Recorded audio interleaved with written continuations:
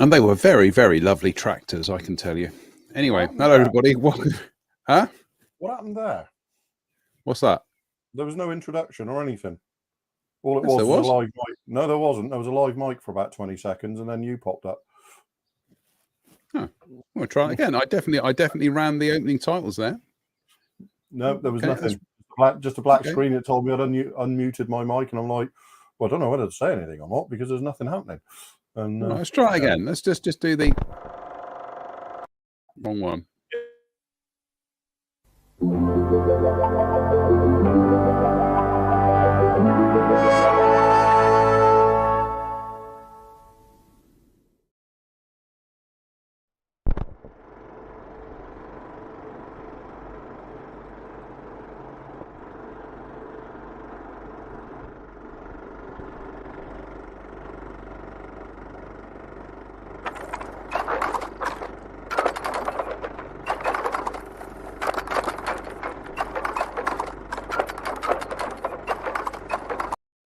That work? That worked that time.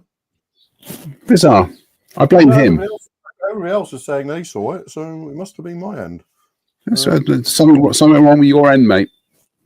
Yeah, bear with me. It's also the volume is going up and down randomly. Yeah, I keep hearing noises. Can you hear me? I can hear you. You're fine. All right, okay. It's just really weird. My volume suddenly went very, very loud. Oh, God. Anyway, evening. Very professional tonight, isn't it? Absolutely, yeah. It's, yeah. Let's try it again. Hello, everybody. Welcome to tonight's interesting modelling company with two very confused men in their 50s and joined tonight by a cat because obviously, as Dale said, get cats on your show. So, we've got a cat tonight for hits. Cat that you pay him in clicks. So we've got a cat here for clicks who's just spontaneously joined me. He thinks it's a show about a cat. It's like ghost stories. He joins in with ghost stories as well. The moment I sit upstairs and start that, he comes upstairs, jumps up, looks at the camera. He thinks it's a show about cats. So anyway, third time. Hello, everybody. Welcome to tonight's show. Welcome to the Sunday service. The end. Got to be said, tonight is the end of Armour April. It is a lay conclusion, and we've had some very good entries here. Not everybody's managed to get across the finish line, but that's not the point. It's the participation. No, it is. No, come on, let's not be. That was the point, but it doesn't matter. Yeah, it was the point, but it doesn't matter. That's why we gave him a month. But it doesn't matter if he didn't. Doesn't. No, honestly, doesn't. Everybody's a winner, Drew. Everybody's a winner. Just because you finished yours within a week. Oh no, you're one of them. you're all winners. Sort of guy, aren't you? Yeah. No, exactly. You all get to score a goal. So no. So anyway, so we're going to go through the end of Armour April tonight. We've got some pics that have been posted up to the Facebook page, and I'm just going up to see if any of the stragglers have got any of their final pictures. You took it down to the wire, didn't you? You took it down to the wire. No, I was finished ages ago. I just wanted to give the impression that today. No, I wanted to give the impression. I wanted to give a feeling of danger. So hang on, we've got blimey, we've got some real last minute ones coming in here. So I'm just grabbing them off the page here. Oh no, we got another. Goodness me! Right, okay. What we'll do is we'll go through the. I was going to do it via pictures, but we'll actually go through the timeline here because we've had We had some people who've managed to get some pictures on, which is brilliant. So we'll do it that way. I'm just going to switch this to Facebook. I don't want most relevant. I want most recent, please. What a pain in the derriere. Anyway, what did you do on Sunday? I watched two confused men in Somerset mainly rant about how terrible Facebook is. Mostly the one from Dudley, actually. So anyway, previously on the Interesting Modelling Company, this was Drewe's rather natty little wildcat that he did for Armour April. What paints did you use on that, Drewe? Was it Mr. Colour? The main paints, Mr. Colour for the underside and AK Real Colours for the top side. All right. And then various oil paints and other lotions and potions for weathering and touching in and stuff. So all lacquers, though, all the markings, or the vast majority of the markings were masked and sprayed as well. So well, a glorious little model, isn't it? Glorious little kit. It is. It's beautiful. We had a couple of wildcats in the mix today. But okay, there we go. I'm done. That came out really, really nicely, didn't it? Thank you. There's a few things I still want to go back and just do a little bit of kind of like touch-ups on, but it's what you know. There's finished, and then there's finished. Yeah, I did it as Evelina in the Japanese scheme, because Jen is doing this one and she's doing the American one, and I'm not going to compete against Jen. No way in 1,000 years. So when Armour announced this kit originally, I was immediately drawn to this scheme because I just thought it just looks wrong, but it also looks kind of like cool. It looks interesting. And we are the Interesting Modelling Company. I was saying I was kind of there was something about the scheme that I couldn't get behind. Yes, I know what it is. I'm uncomfortable with it because I don't know what became of the pilot. True. Do you know what I'm saying? Do you know what I mean? It's a really odd thing to. It's a really odd thing to make you uncomfortable with a colour scheme. But having the two options in the kit, where one is in its original markings and one in captured markings, knowing what the Pacific War was like, I just wonder what happened to the pilot. I'll do a bit of research on that. Actually, I understand. Yeah, I can understand the moral ambiguity of doing a scheme like this. I don't even think it's morally ambiguous. It's just a personal. It's just a personal discomfort. You know, if it turns out that it was found on an airfield and they'd already, bugged out and the pilot was fine, then no worries. But I just kind of got this kind of an uncomfortable feeling. I'm sure somebody in the comments, probably even Christopher Buchholz, will be able to tell us, the story behind that aircraft. I'm just having a quick look actually on the old Facebook right now. Actually, at Facebook on the old internet right now. Just to see what the story was on that one. It was can't find anything at the moment, but then I'm doing it off the hoof here. So no, don't worry about it. It's just one of those. It's just one of those curiosities that made me. Actually, I'm on Armour's website. It was the last fully airworthy North American Mustang to be captured by the Japanese. Doesn't say how or where they got it, but hey ho. I think you tidied up the spine there that you had the issue with beautifully, I have to say. Sorry? You tidied up the spine there that you had the issue with beautifully. It's yes, thank you. It was I don't know what went wrong there. There's a fair few kind of modeler induced things on this that I'm not happy with, but and there are some things I would do differently next time round. But I really, what a fabulous kit it really is, and I could have easily spent another week just playing around with the finish on this, but I just decided no, we'll end it there. Rather than overwork it, just end it there. And beautiful. Clearly the best P51B/C in this scale that there is and probably ever will be now. Yeah, I mean, I absolutely, I love building mine. I thought it was a beautiful model from start to finish. Absolutely glorious. I think the only couple of things that I found a little bit tricksy on this one was I found the location of the undercarriage legs to be a little bit open to not interpretation, but they don't lock quite so positively as I would have liked, like compared to something like a Tamiya Spitfire or something. Right. You're gonna say you had no problems whatsoever. Which bit? Sorry, sorry. I was reading the comments there, and I completely stop looking at tractors, man. Come on. Yeah, I'm sorry. Put your phone down. The undercarriage legs, I just found they could have been a lot more positive in the way they locked in. I don't remember any particular problems, but I remember them not being, perhaps not as sure as you might like. But it wasn't. It didn't stop the show for any particular reason. But yeah, I know what you mean. Yeah.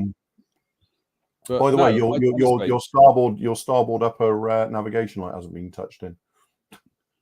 Yes, it has, but it's just the paint was so thin. Clear green's a really odd one, isn't it? Clear red is actually quite no, it definitely is, and clear green never is. No, I can see it. It definitely has been touched in. You can see it there. Yeah, it definitely has been touched in. I can tell you. In fact, I've got the model in front of me here at the moment. So I didn't know it was Critique's Corner. Blimey. Well, yeah, absolutely. Yeah, just you said the bits you wanted to do, and I'm just pointing out the bits that you might want to do. Yeah, well, actually, that is a rather surprising thing in the kit is that they didn't supply the lights under the wing actually as clear parts. They just molded them onto the plastic. Yeah, that was an oddity. I thought that when I built it as well. And I also found that the landing light on the port wing needed a fair amount of kind of trimming and messing around with to get it to actually sit in place. Yeah, next time I would definitely add that during the build and mask it for painting. Yeah, I think it's important to note that however, we are agreed that this is a glorious model, but we're still finding stuff that we think could be done better. Stuff, I know we always kind of go into this thing about Tamiya like, but there's a reason why Tamiya are like Tamiya. Yeah. But it's important to note that it's nothing that would stop us. Certainly me, and I presume you would stop you building the kit again and loving it just as much. Oh God, no. These are. I think you and I are sufficiently nuanced enough to know that when there are shortcomings in kits, that we don't suddenly take to the internet and declare a witch hunt against it. We're just like, well, it's okay. There are things that need modeler input. I think you and I, because we started our modeling lives building less than perfect kits, we're just attuned to that now. Yeah, there's the stuff that people pick out that they had problems with the kit, and you kind of sometimes you think about it and go, yeah, that was the same in my model, but we just kind of go through it. Yeah, we just kind of work through it and don't even think of it as a bump in the road. No. I must say, Paddy modeler there, thanks for that. I'm much more comfortable now with that as a scheme. Okay, right, fine. He was a prisoner of war, but he did survive and return home after the war. So, okay. I'm just having a look. Here we go. Yeah, thanks for that, Paddy. He says, finally, it was determined that the Mustang had been piloted by First Lieutenant Sam McMillan, Strawbridge's friend from the 26th Fighter Squadron, was captured and imprisoned by the Japanese, survived the war, and returned home. Jolly good. Excellent. Right. Well, we can all...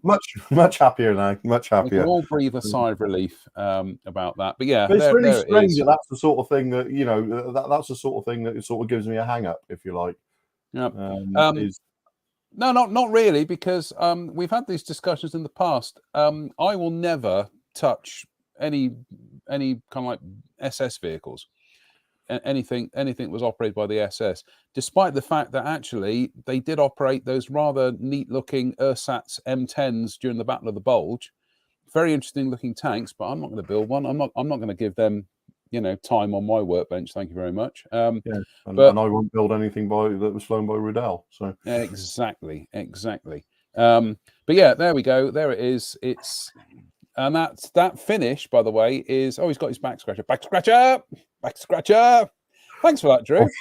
Anything else? Well, I thought it was still full screen for a second. I thought we're all right here. I can scratch my back, and then it turned out I couldn't because you went back. Couldn't, right? Okay, look, I'm going to go full screen here. Goodness me, it's too late now to scratch my back. But what else do you use a 12-inch steel rule for? That's a good question. The finish on this is just bog standard Mr. Colour number 8. Okay, you're using number 8. I'm still using LP11. I haven't got any LP11 left, so I used Mr. I've been using that paint app, but it turns out I've got six jars of the Mr. Colour number 8 for the simple reason that every time I go into the Drewe Model Centre and they got some, I'll bag it. I'll just bag some. It's really strange. For some reason, I was doing a search for a dark grey today, and I seem to have accumulated over the last few years 4 jars of Mr. Colour 16081 engine grey, right? Engine grey. For some reason, it's one of those colours. Whenever I see a rack of Mr. Colour paints, I grab it. Yeah, and it's really strange because it's not even a colour I use that often. On the other hand, I went to find some light ghost grey the other day, and I was down to my last half a pot of it. I'm like, how is this that I've got 4 pots of this that I know? Well, it's probably answered my own question now, haven't I? I use 36375 all the time, so I'm always kind of rattling through it. But no, that silver is really nice, isn't it? It's a really nice. Oh, it's really nice honestly, it sprays beautifully. It dries within minutes. It's really tough. And I love it. In fact, the next time I'm in Frome, I'll probably bag another couple of bottles of it just to be on the safe side, because I think 4 isn't quite enough, But yeah, and the other thing I'm just going to say on this, I did have a kind of like messing around with weathering OVs, and again, I wanted to kind of practice what I preach, which is I just concentrated most of the weathering around the, around the wing route and the pilot's entry and egress, and just everything else was just a faint wash, but nothing more. No pre-shading, nothing like that. It was just straight in there with the paint, mostly because I was running out of time. And on the underside, I did do a little bit of shading on the underside because I masked out that center panel there and just went in that with a little bit of it was the MiG Starship Filth ammo shader. But that was it. That's all I did. No, fabulous mod, a fabulous kit, absolutely fabulous. And I really do look forward to cracking on with some of those Hurricanes and one of the Wildcats, because I think Armour are just fabulous. Yeah. What else we got? Who else? Come on in. Right. Okay. Well, we'll go. I'll tell you what. We'll go to the Facebook page and we'll go through what everybody else has been working on recently. But we'll try and do it reasonably sequentially. Well, Dave's been doing rhubarb crumble, so very nice, Dave. I could murder some rhubarb crumble. Custard. Oh, absolutely. I was thinking my apple crumbles that I make in the autumn, top stuff. Let's have a go. Oh, thank God for that. I got my legs back. So if we scroll through what people have been doing, goodness me. Right, here we go. Andy King's turned in a very nice yellow Wildcat, which we will have a look at in a second. But come on, Chrome. Yes, I think I saw that just before the cowling was added, and it was like, that's loud. Yeah. So he's been working on that there, but we'll come to that later on because we're going up through the timeline here. And then we've got, away from Armour, Padley Model has been building a Pegasus Gloucester Gauntlet. Good luck with that. Is that a back form? And then you said Pegasus, and I said, well, basically, yeah. Yeah, an injection molded back form, yeah. So looking forward to see what you're doing with that. We'll come to Matchbox May in a mile, but he's already chosen the Henschel 126. Good shout. Then we have Sean Smith, who is building the Hurricane and eating a banana at the same time. He said, that's from the interior. I couldn't be bothered with it. Just shove the basics in as I'm doing a closed canopy. Pretty good approach, that, actually. So we'll see how Sean gets on with that. I have to say, I pretty much did the same when I built that Hurricane as well, because it was just like such a tiny little cockpit. Yeah, absolutely. Nick Brown's building a nice blue Wildcat. So he's finished that. So we'll come to those in a while. And I just hope he hasn't super glued his finger in place there. And he was also building the PZL as well, which apparently is a very nice kit. And there he is on final with the decals going on. Then we have Johan, who has been building the Mustang and doing it as a camouflage one. And he's actually done a really nice job on that. We'll see that in a second. We've got Phil Jones, who's building the Hurricane, which he's done as a Night Intruder one. LKA, so that's probably 87 Squadron, is that? Yeah, is that Kurt Kugelbascher's aircraft? I think it is. Yeah, RAF Charmy Down, just down the road from here. Yeah, that was overall black and then got the mixed grey and dark green added later, didn't it? Yeah. And more progress there from Johan on his Mustang, where he's got the stickers on. He's done that as a South African aircraft. And we've got going to come up to Matchbox May again. This is Sean's contribution for Matchbox May, but we'll come to that. And Paddy is also his old Matchbox Hawker Hunter, which, that's it was an ambitious kit by Matchbox, but they just got the shapes all wrong on that. Yeah, they did, didn't they? And more progress there from Johan on his P51. Very, very nice. Johan's contribution to Matchbox May will be the Fiat G91Y. Super. Somebody here apparently has been listening to you, Drew, and they went out and bought a Riffield Challenger 2. You know, makes perfect sense to me. Absolutely. Mike Williams, his entry for Matchbox May is going to be the Sky Raider in 48 scale. Never built any of their 48 scale kits. No, they only did three. They did the Sky Raider, the Sea Sprite, and the Fury, didn't they? That's it. Yeah, that was it. That was the only three they ever did. And then they reboxed some of those attacky World War II aircraft. The only original tools they ever did were those three, weren't they? Yeah, no, absolutely. This is Sean. He's still working on his Mini Art Tempo three-wheeler, as indeed am I, but I've put it aside for Armour April. Somebody there drinking a glass of wine. I do hope Johan is over 18. Dan Wood there with his Wildcat. I think that's as far as he got with it. But like I say, Dan, it doesn't matter. You know, it's the taking part that counts, and you can finish that at your leisure and post it there and then. And he's away this weekend anyway.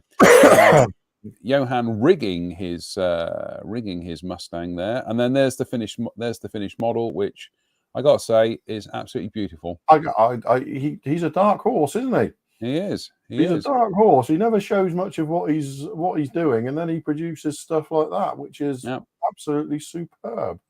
Well, I think this is the thing, is that we've had people who don't necessarily build and share stuff that frequently have been getting involved with this, and I think that's the important bit. You know, it's the I know. You know, we're joking about, you know, it's all about finishing and everything, but I genuinely do believe it is about the participation. It's people getting on and building things. You know, if we got people to the bench, that's what we're about. Yeah. If we got people on the bench. Incidentally, Johan did spot the fact that the tyres do have flats on them. I didn't. And so I've now got strange tyres that have got flats in the wrong direction. I have to confess, I don't think I noticed either. Yeah. Whoops-a-daisy. Hey-ho. Jared is neighbour Jared, I should say. He's building his at the moment, and he's just saying the pull of dry, dusty NTB trails followed by pulp hit me around noon yesterday. Yeah. Detail and fit on the Hurricane 2C is wonderful and made Armour April smiles. Plus, the tropicalized version has kept my Mediterranean streak going. At least the last 7 builds, totally unplanned. That's looking great, Jared. Looking forward to seeing that completed. Oh, that's it. I think we've run out of. I don't think we did a bad job there, did we? I will. What we'll do is, I'm sure we have actually missed some. We have actually missed some out because of the way Facebook do their timeline. So what we've got here is we've got that's beautiful. Andy I King's like that. Beautiful yellow wildcat. Yeah, I do like that. Absolutely fabulous. Really, really like that. Do you know what? There are some people have finished some more models, but for some, like I say, for some reason, Facebook's algorithms are. Yes, I thought they had. Bear with me a sec. Oh, this is so frustrating. What do you do on Sunday? 2 blokes moaning about Facebook again. Unbelievable. Here we go. I thought as much. Yes, yeah, there you go. Nick Brown had finished his Wildcat 6 as a Raw Navy one, so that's absolutely splendid. Well done, Nick. First model about the Wildcat is there's so many great schemes for it, isn't there? Yeah, there's so many great schemes for the Wildcat. You can easily sort of pass you by how because it was perhaps it's a little bit underrepresented. Well, and underappreciated, but there's so many great schemes for it. Yeah, well, the funny thing is, Dave Fleming sent me some pictures last week where it was some of the desert martlets that were painted in that kind of mid-stone. Painted in the overall light grey, not azuri blue, but light grey. But we were trying to work out what was going on with some of the roundels in the one in the background because the colours were. It was almost like the one in the background had been photographed on orthochromatic film, but the one in the foreground had been photographed with panchromatic film. So obviously something weird going on there, but Dave and I are still kind of ploughing into that one. Also, Brian Wilton, there he is, his PZL. Yeah. Oh, I like that.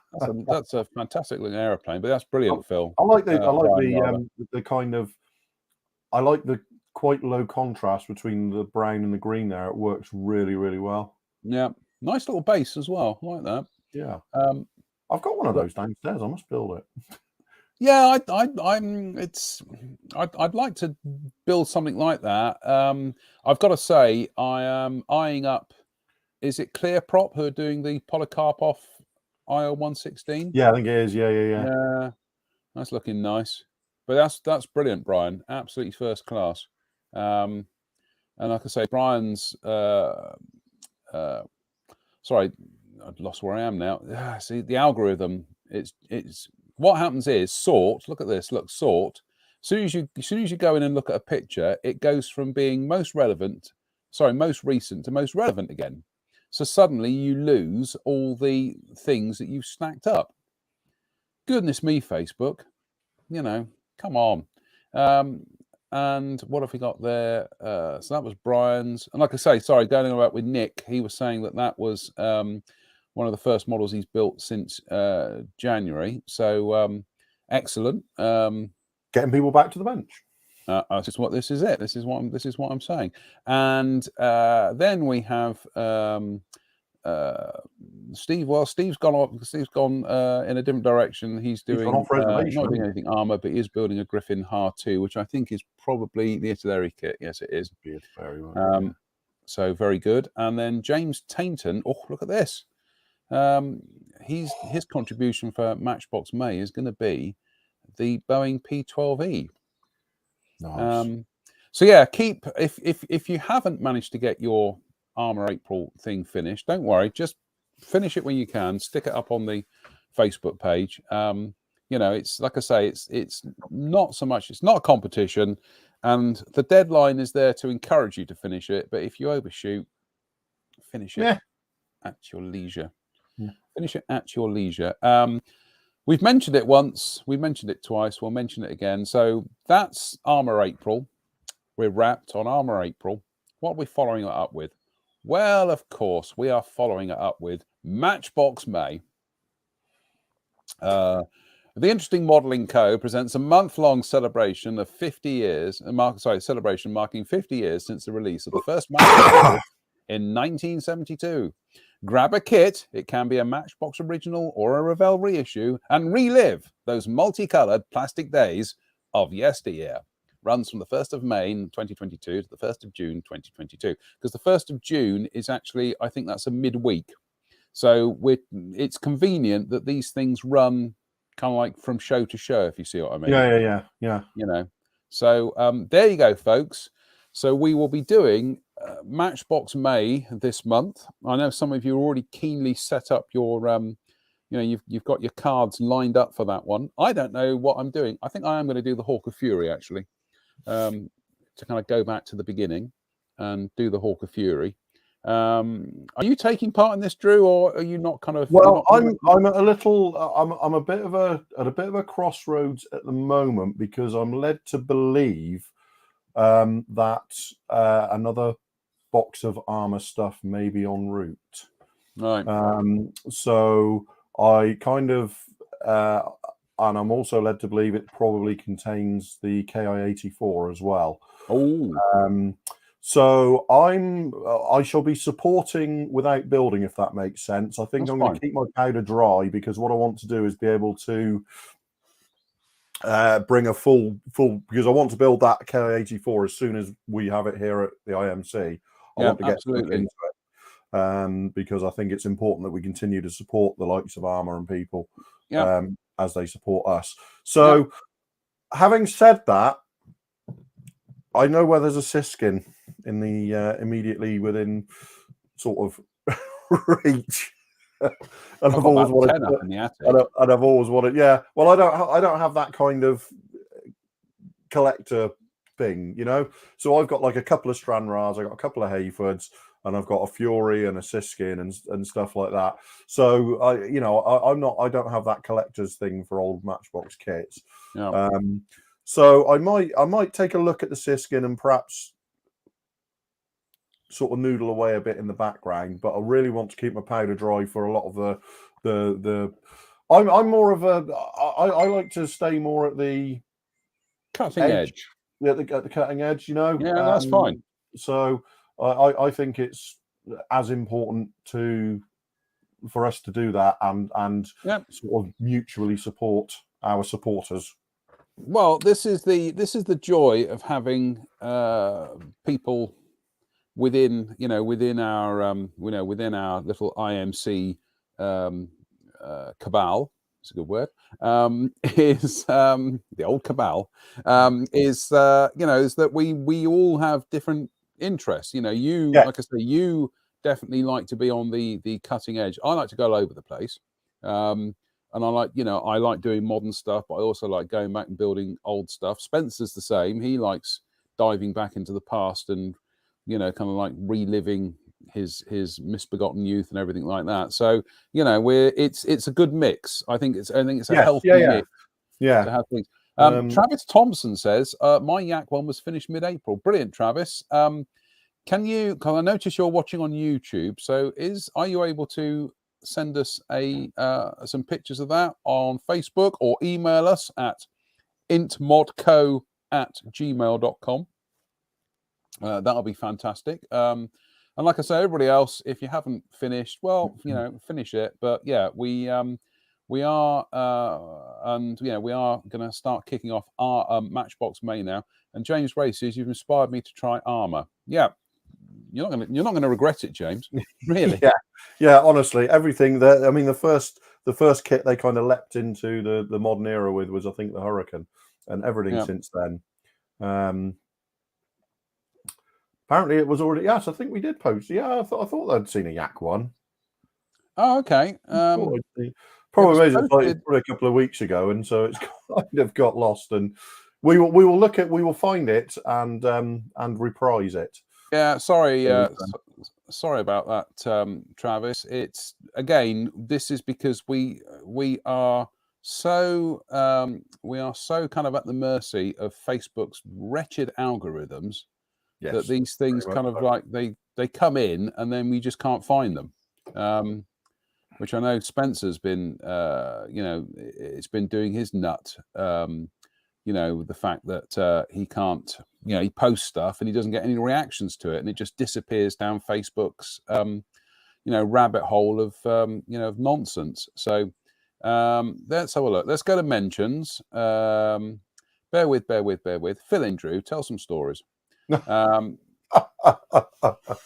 Oh dear! Tell us about some interesting. Well, after talking about something for the last about 6 months ago, talking about getting a new airbrush, I finally had the Pro Convoy turn up this week, and I've been using that over the last week, and it's beautiful. How much was that? You know what? It's going to sound terribly bourgeois of me, but I don't know. I phoned up Mr. Hill's Antics to settle my account, shall we say? And I settled the account, and this was en route at the time, and I never really inquired as to how much it was. He gave me a figure that I needed to settle the account, and I settled the account. I think it's probably about £95. Is that what? No, hang about. I'll qualify that. I nearly said, "Is that all?" When I'm very conscious of the fact that £95 feeds a family for a week or 2 weeks. Yeah, I'm not, but like say, you are getting a complete. This isn't a cheap Chinese airbrush. No, this is a quality. This is a quality piece of kit. And I've been using it on the Edward Zero I've been building. Well, there's Andrew, £115. Okay. So, I mean, having used it on the Zero, I'm a massive fan. I think it's got a 0.5 needle, so it's quite a big needle, you'd think. But the geometry of the needle means it also gives a sharp edge. You can get it can't do an ultra fine line, but the lines it does do have got a sharp edge. Does that make sense? Yeah. So okay. So is it more like a fan airbrush than a? No. It's a standard airbrush, but the overspray zone where it fades out is very small, so you're still getting a reasonably sharp edge. Or a good sharp edge, even as you can't do a line as fine as you would with like a 0.15. The irony is, I don't know, about 5-6 months ago, I got this PS771, which is basically, as we know, it's a rebadged custom micron, effectively, and I've barely used it. It's absolutely beautiful. Everything about it is absolutely top notch. But it just occurred to me, I've just realised that I don't do that much that requires that much finesse in freehand airwork. So give it to me. Let me try it out. No. Hang on. Who had my Iwata TR1, whatever it was, for about 10 years? No, I don't know what you're talking about. Yeah, exactly. Yes. And so this is this has been my daily driver for the last sort of 3 or 4 years, which is this HPCH. And I can honestly see this Pro Convoy, this one becoming my daily driver over the CH for most of the work I do. It is just, I'm just hugely impressed. The bigger nozzle means you don't get as much tip dry, you don't get any of these sorts of problems, nothing like that. I think for 115 or around 100 to 115 pounds, I think it's a fantastic airbrush. I think it's well worth the money, and I commend it to the house. Well, as Andy said, like I say, this is a 0.5 needle. There's a 0.2 needle available for another tenner on top. You're not going to go wrong with either. But for the vast majority of my models, I think this is going to be more than adequate. I'll just show you what I've been. Let's put some light on the situation. So Oh, hello. We were talking about the Edward Zero. Remember, we were talking a couple of weeks ago about me forcing finishes. Yes. I've really gone for it on this one, but this was all done. This was all done with that airbrush. Everything on here has been done with that brush, and I am I am very, very happy with the way this has come out.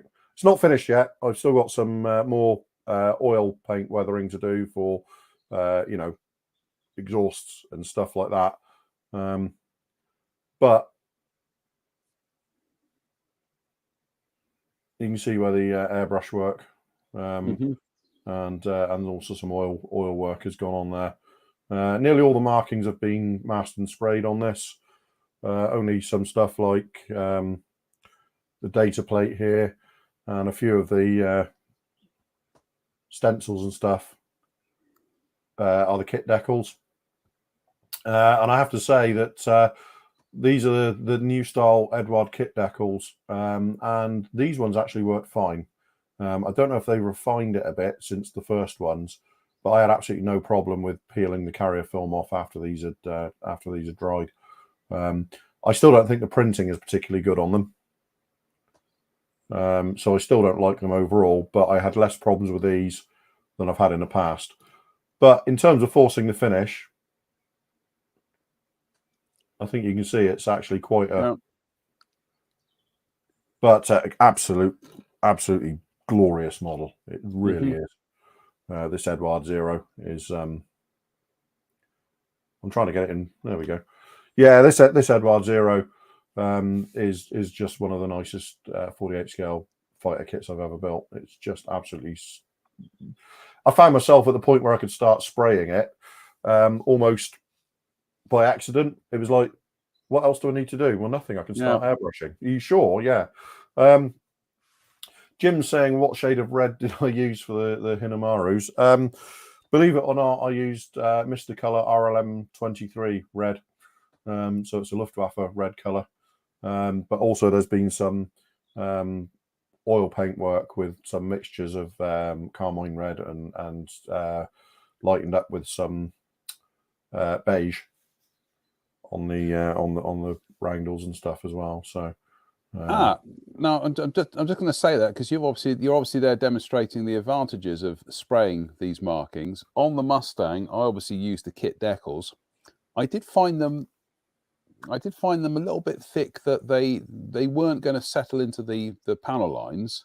So I then sliced them with a scalpel and then put some decal solvent into the slices. Yeah.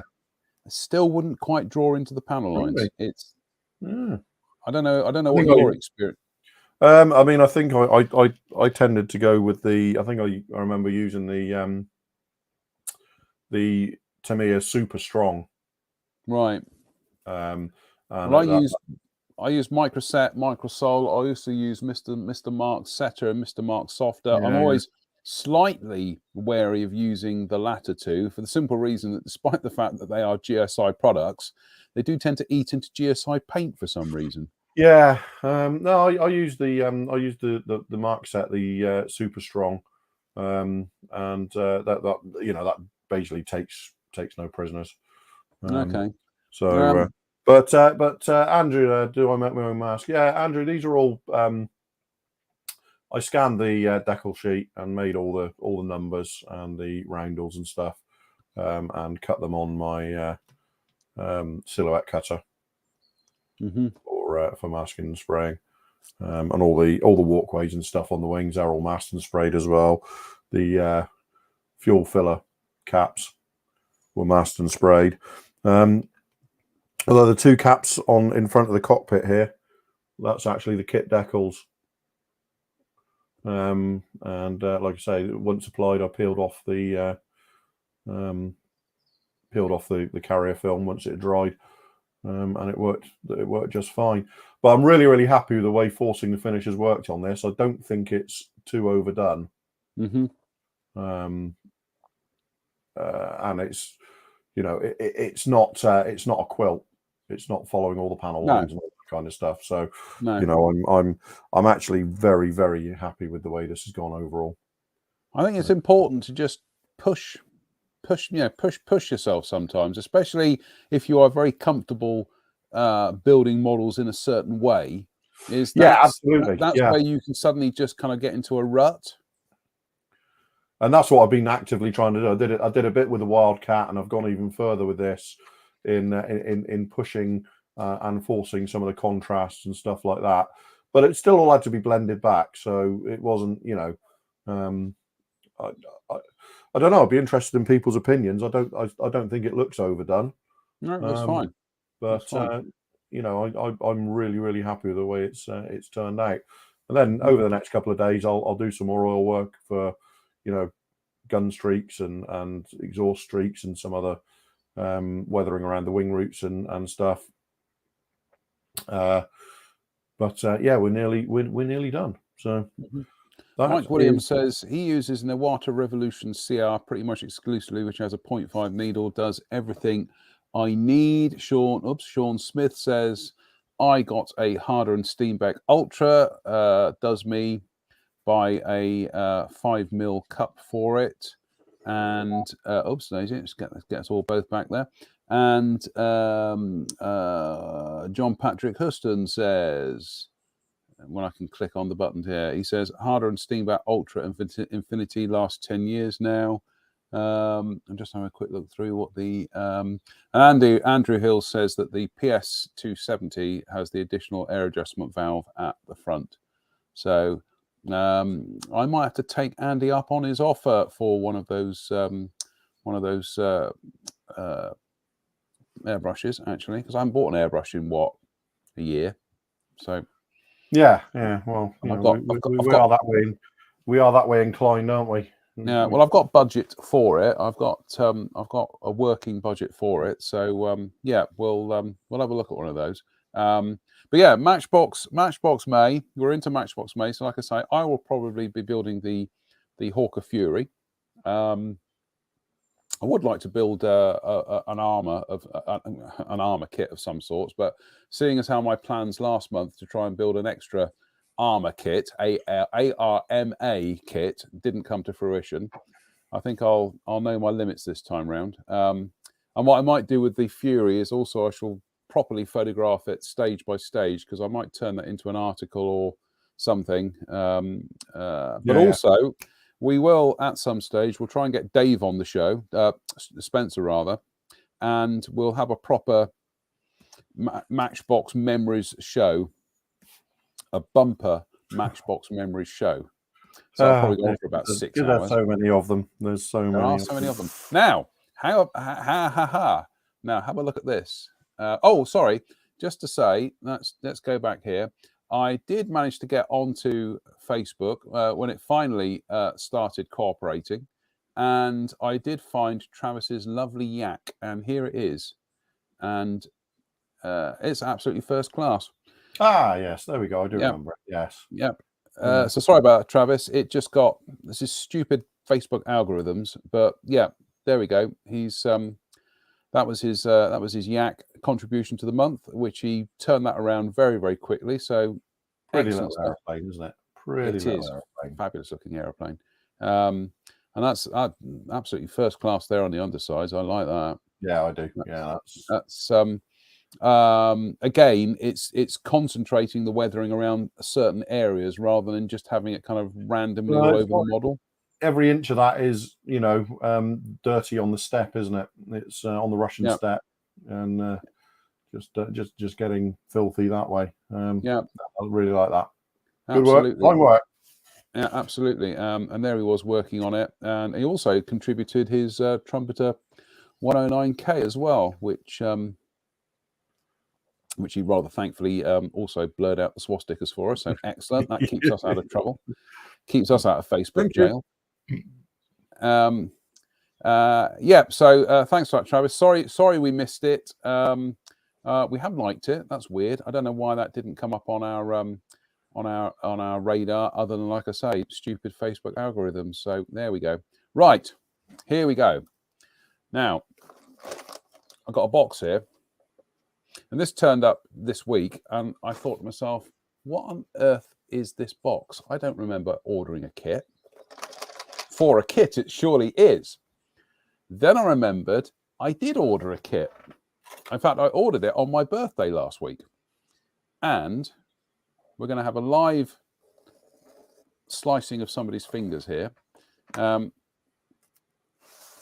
you know what? That was a fresh scalpel blade a couple of days ago. Even just the small amount of work. Go full screen. Go full screen.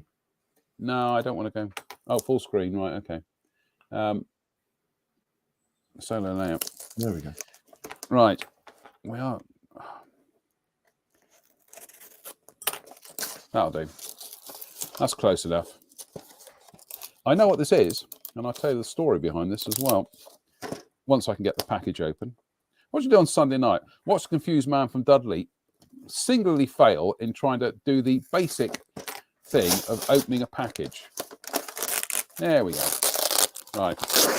I'll do this off screen because it means I can be a bit more brutal.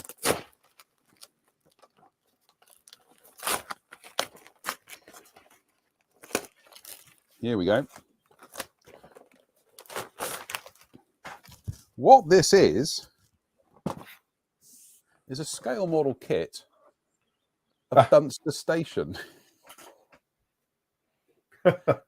Waits for reaction. Right, okay, I got a giggle out of you. The weird thing is, I was on my birthday because I went down to that Minehead, didn't I? And of course, that Air Minehead, right? And obviously, still, off my head on cream tea. As we were coming back and we were passing through Dunster Station, which is the first stop after Minehead, I remember thinking to myself, yeah, Hornby did a model of Dunster Station a few years ago. And in fact, I'd seen it on eBay and I'd failed to bid for it. And I'd rather kick myself for it. And as we were passing through Dunster, I thought, I'll just have a look on eBay and see if they've got any, if they've got any. And lo and behold, there was one on eBay for 15 quid, including postage, brand new, sealed. So, ping! So this actually, by the time we left this very station here, Dunster Station, the eBay confirmation came back on my phone to say, congratulations, you have now bid for this. So, or rather, you've just bought it. So there we go. There you go. Am I going to build it? I probably will at some stage, but I've got an idea for a little vignette of sorts. But it's just more just things you wanted. It's more just something that I wanted as a collectible curiosity. Also, I'm hoping to go back down to Dunster in the next couple of weeks or so because I've got free journeys to use up on my pass, and I'm just curious to see how much this kit actually matches the station. Superficially, it looks very similar, but it might be, it might be that, back in whenever this was released, blimey, let's have a look. This was released so long ago, Drew, there's not even a website address on there. Huh? Not even a date on it. Not even a date, but there isn't even a website address on there. So, so it could be that these were just kind of like buildings that were repurposed to be something. I'm also slightly bemused as to why Hornby would want to model Dunster Station. But I don't know. I mean, it's just one of those random. I guess you would say, why not? It's a random station. It's very much. It's very much of the time period, isn't it? Well, that's the weird thing is that you can travel up and down the West Somerset Railway. In fact, we were at Blue Anchor, 3 years ago, and you and I. Yeah. And the thing is that so many of these stations that are on the West Somerset Railway, you think to yourself, isn't it great that they preserved all these old GWR stations? A lot of them have been built, they were demolished, and then they built new ones in the style of old stations. So right, yeah. So there we go. Let's just have a quick look in the box. Made by Rovex. Goodness me. Rovex, really? Yeah, so that's kind of like almost Frog era, isn't it? Almost Frog, isn't it? Yeah. So I'm gonna do a little bit of I'm gonna look into the history of this. See, it just I think James Ray is bang on there when he says because it's a good generic GWR station. Yeah, it's kind of that these were probably a lot of these were probably quite cookie cutter, weren't they? They were all built to the same architectural plan and stuff. So. But it's just down here in the instructions as GWR station kit. But you know, I don't care. I love the fact that it's a model. It is selling itself as a model of Dunster Station. So that kind of puts a little smile on my face. So anyway, that was my purchased actually purchased as the train was leaving Dunster Station. So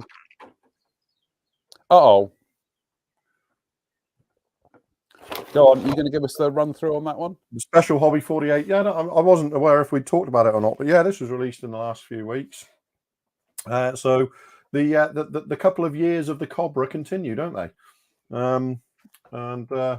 So it's a popular subject at the moment, isn't it? I'm 100% behind that. So yeah, it's as you would expect. It's cleverly, it's the Spanish and IDF one for the first release, which means that people will come back and buy the more popular US Army ones, no doubt. But is that box art a recycle of their 72nd scale one? I would have to check, but I think it probably is. Right. But you've got this good big booklet here. They're doing masks for it, but that's such a well-produced image. I'll be able to scan that and make my own masks if I want. I'll see if they're easily available. If not, I'll make my own. Lots of variants in the box. Lots of different tails, different skids, different armaments and stuff. You got a pair of Spanish ones with both the Marina and the Armada. I believe Armada was the early marking, and then it changed to Marina later on. And a pair of Israeli ones with sugar scoop exhausts on them. It's by no means a scale down of the ICM 32nd scale kit, but it bears a lot more in common with that than it does the Special Hobby's own 72nd one from 5 or 6 years ago. Mm-hmm. So let's just get this lot out of here. So yeah, you've got both styles of tail there with the left and right tail rotor mounting. You've got only the early nose with the light in it. There, actually, no, it's got the you've got a light and you've got a cap for it as well, so you can do both styles of nose from that. Fuselage halves, all of the stuff in front of the tail boom has got recessed fasteners and recessed detail, and all of the stuff actually on the tail boom is beautifully raised rivets. Nice. So it's very prototypical, with a separate belly pan there, which has also got some raised rivets on it. You've got two styles of tail stabilizer there, one with rivets on it and one not. I'd have to check what the precise reasoning for that is. Then just going into lots of fine detail. I'd actually see an awful lot here that would stop you building it straight from the box. Do you know what I mean?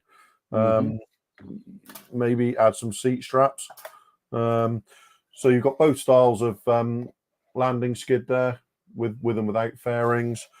You've got a TAT 101 and 102 turrets, one with the single, which generally had a minigun in it, and then the twin one, which generally had a minigun on one side and a 40mm grenade launcher on the other, although you could have any mix you wanted. And a sugar scoop exhaust as well there.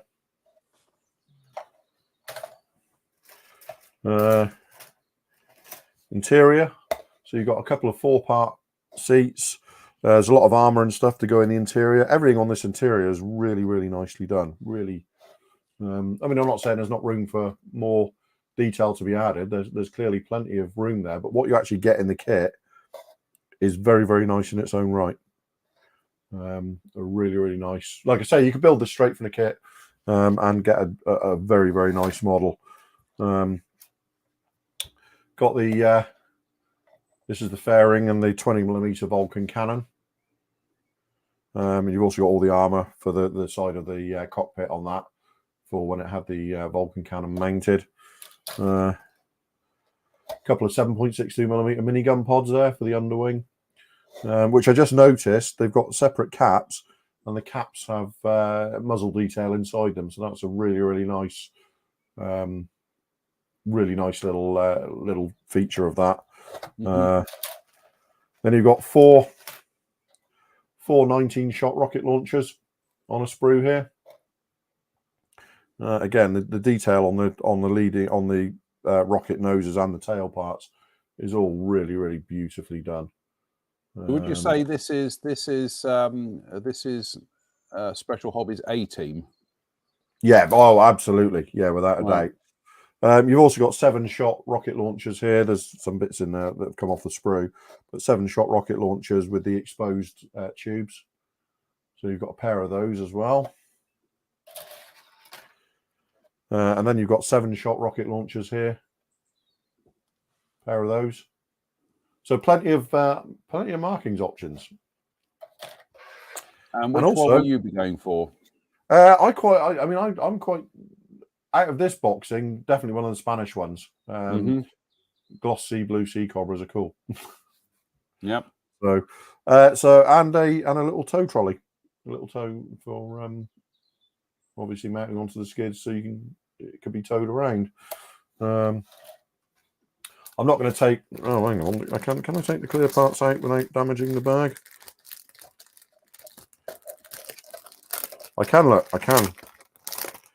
So basically, you've got 2 complete canopies in here. You see, it's all.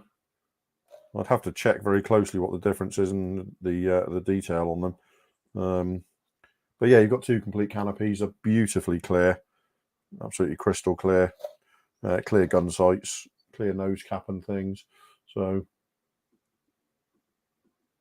yeah, it's. I mean, everything about this is very much, very much A-team sort of stuff. You know, it's there. It doesn't look to be overly fussy. No, it's not. No, it's very much. It looks like once you've got the interior out of the way and painted, it's looking like a couple of good modeling sessions worth of work to bring it all together and be ready to paint. So here's the this is a bit that we always worry about these days, isn't it? Because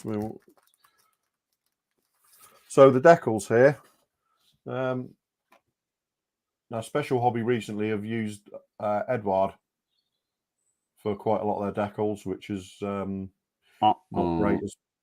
But this, look at the logo. Cartograph. Ah, my friends at Cartograph.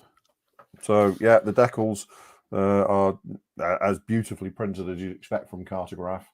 And I hope that I can only hope that Special Hobby have looked at the results and decided to remain with Cartograph for the future, and certainly not the Edward style.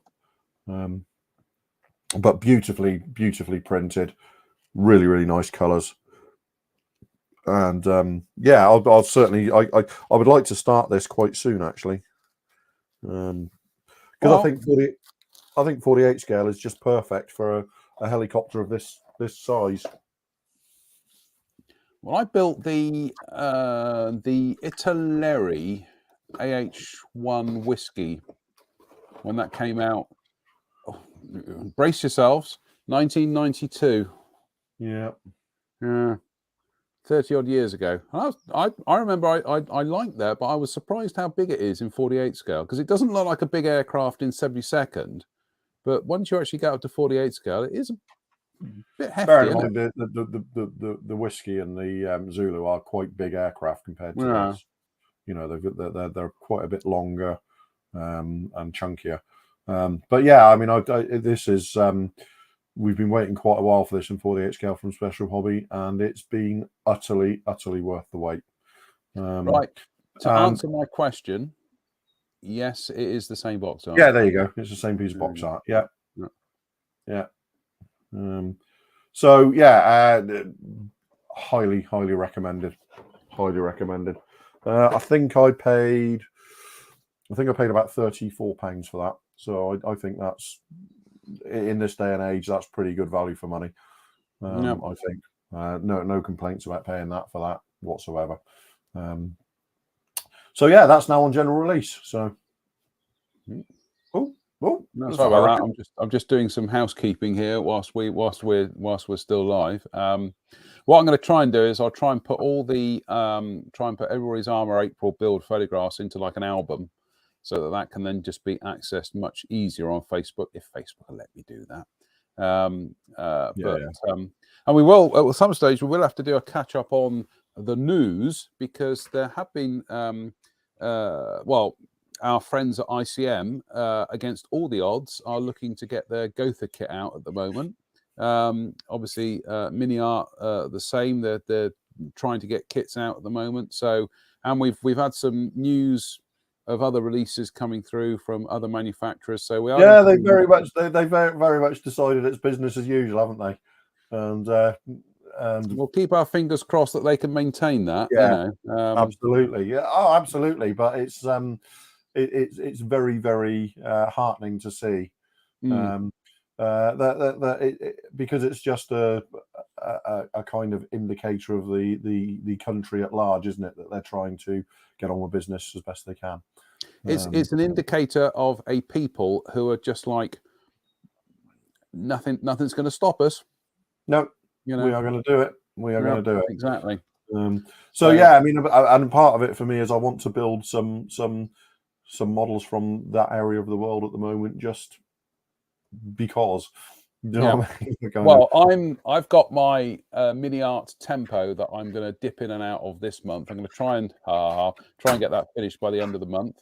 We do have our Wingsy order en route, which is your 109 and my Mitsubishi Claude. You've got your. I really need to build this at some point, don't I? Because this is just a glorious model. He says, just open up for a quick look at it again and going, okay, no, that is a glorious. Did we have a look at that on the show? Or yes, we did. Yeah, we did. We did have a look at it on the show, and it is just, it's just sublime, sublime. Clear Proper just getting so much better with each release. They really are. So yeah, I want to build that quite soon as well. So, and I've still got the Super Hornet. Though we know that time has wings, we are the ones who have to fly. Yeah, indeed. Yeah. And talking of having to fly, beautiful segue there, JM. We have come to the end of tonight's. We've come to the end of Armour April, but we are now straight into Matchbox May. So like I said, please, everybody, if you want to participate in this, please do. As I say, you can, if you want to build one of your precious Matchbox originals, then please do so. If you'd rather kind of go, I'd rather build one of the Revell reissues, then by all means do that.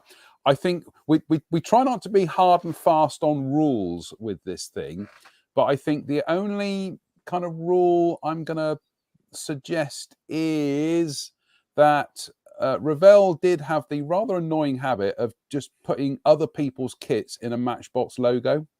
So you ended up with some old Frog kits in Matchbox packaging. Goodness me, some Pioneer 2 PM kits. I'm sure there was some Lindbergh and Lord knows what else. We're going to try and steer clear of that. We are talking about Matchbox tooled kits. Yeah, the rule is it's a Matchbox tooling. Yeah, Matchbox tooling. So whether it's an original or a reissue from Revell, but other than that, it doesn't matter what it is, because Matchbox being such a gloriously eclectic kit company, as we will find out when we do our Matchbox kind of tribute evening. It can be aircraft, it can be tanks, cars, ships, you name it, go for it. You know what, Drew? Amazingly, I've never built any of the Matchbox cars, and I certainly never built any of their ships. No, I haven't. No. And I can hear a cat fight going on outside. So I know. On that note, cats.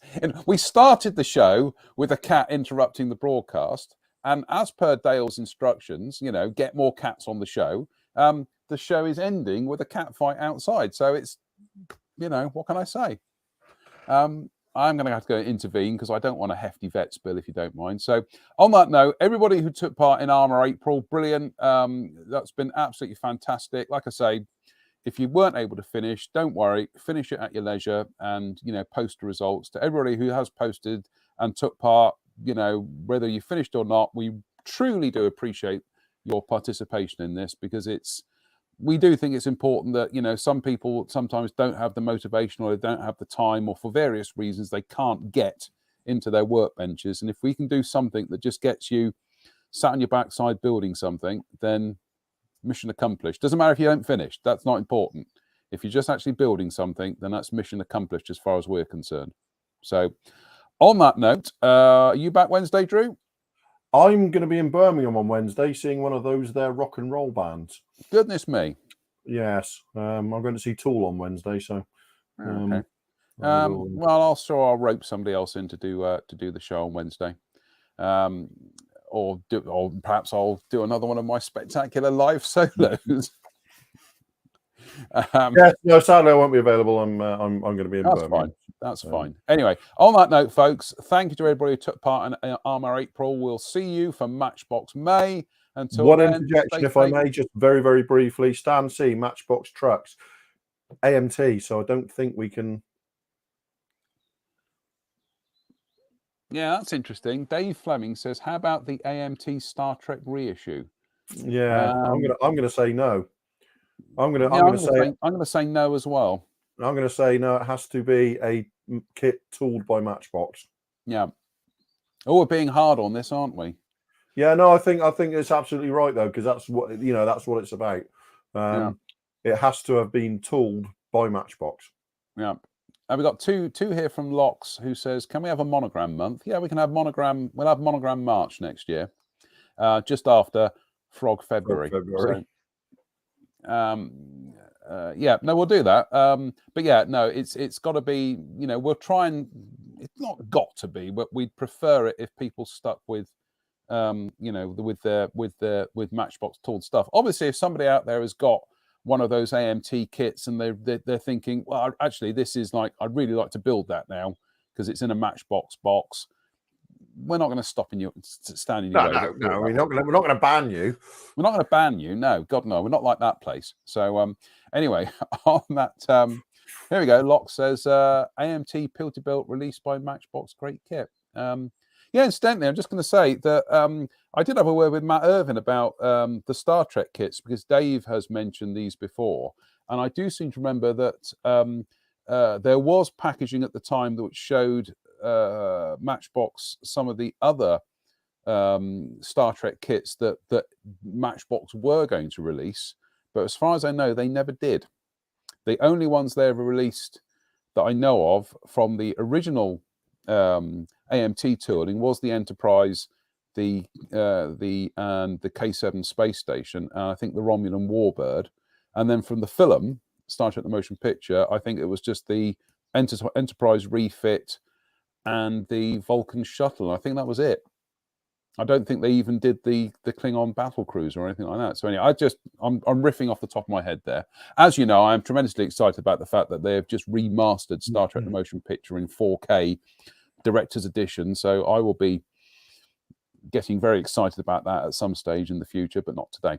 Anyway, on that note, we'll try again. Yes.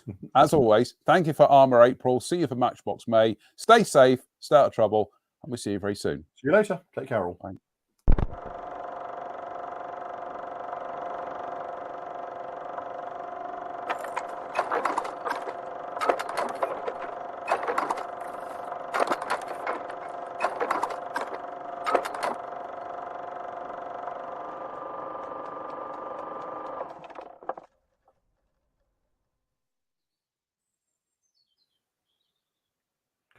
La la la la.